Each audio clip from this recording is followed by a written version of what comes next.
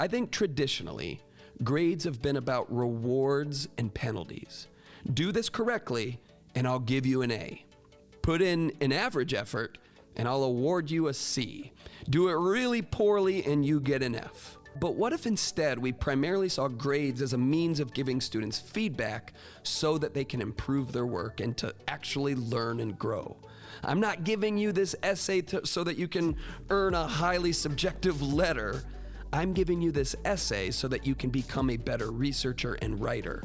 And so the feedback I give you and the grade that you are assigned is to inform where you're at and give you some tips to improve. And so when you adopt this mindset, it relieves you of having to grade everything. Taking essays as an example.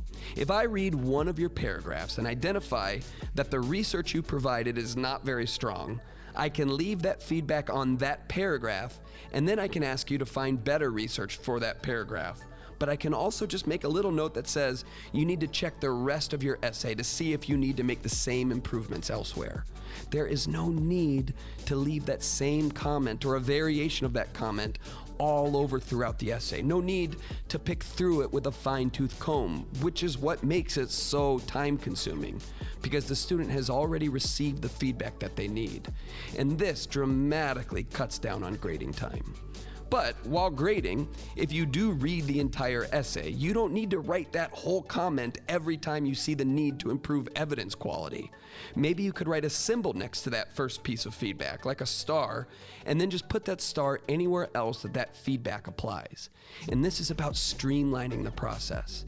I mean, I get the temptation to leave detailed feedback throughout an entire student's paper because they put in that effort to write it, and you want to make sure that they know that you are respecting their work and that you've read through it.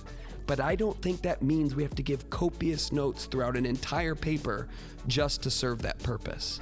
Give the feedback that's necessary for the student to learn and grow, and leave it at that. And beyond just essays, does everything have to be graded? Sometimes the work we give students is practice, and not all practice needs feedback. Sometimes it just needs repetition. So if you take anything away from this tip, maybe it's that you just need to relieve yourself of the pressure to grade everything. I have a litmus test for what to grade and what not to grade, and it's this. Does grading this assignment help my students learn and grow?